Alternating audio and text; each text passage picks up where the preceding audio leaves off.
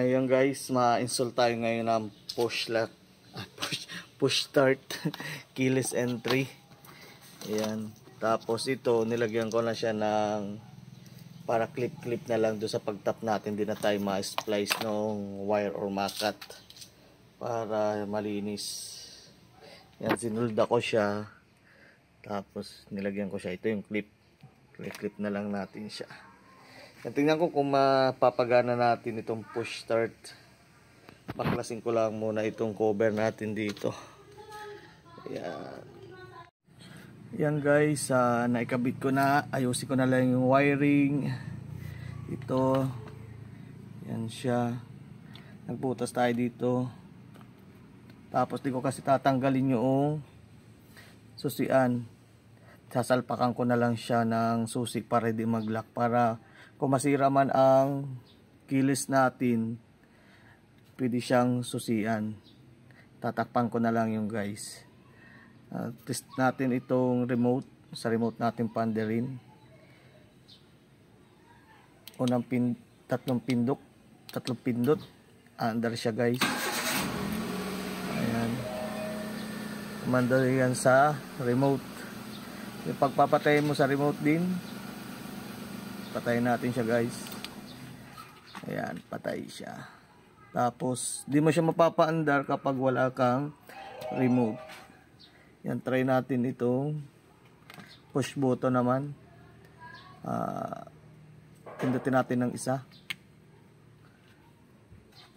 Isa pa. Oh. Ay.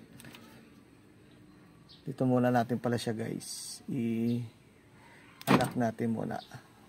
Kailangan natin i-unlock sa remote para magka-power yung push button. Yan, pag pinindot mo pa yan ng isa,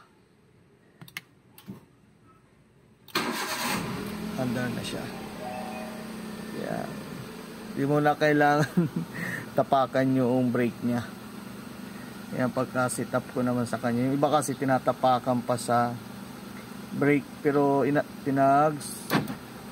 automatic siya maglalak. Yan, kapag nag-a-under na siya.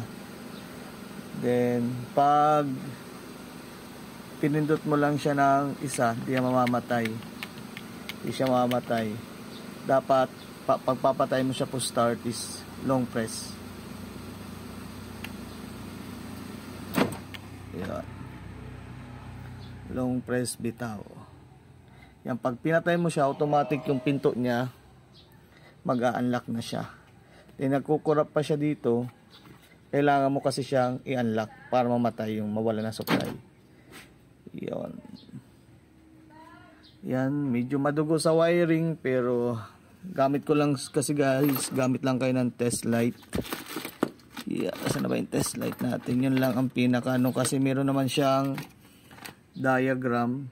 Yan, susundin nyo lang kung anong supply niya, hanapin nyo lang kung positive or negative. Yan, kasi medyo mahal ang pagpa-install, kaya tsinagaan natin. Mahal dito magpa-install. Yan, kaya kompleto na ito guys, naka-keyless, power window na din ang likod, naka-central lock. Yun lang guys. Pag may tanong kayo, mag-PM lang kayo sa channel natin. Peace yo. Siya nga pala guys yung mga link natin kung saan ko binili. Yan. Ako kasi ayaw kasi mag-cut, kaya nagbili pa ako nitong salpak lang para sugat lang yung wire, para siyang clip. Hindi mo na kailangan balatan yung wire. Yan. Para mas madali ang pag-install. Yan. Lagi ko na lang yung mga link kung saan ko mga binili, yung mga ginamit kong materialis. Moto be here, sign out, peace yo.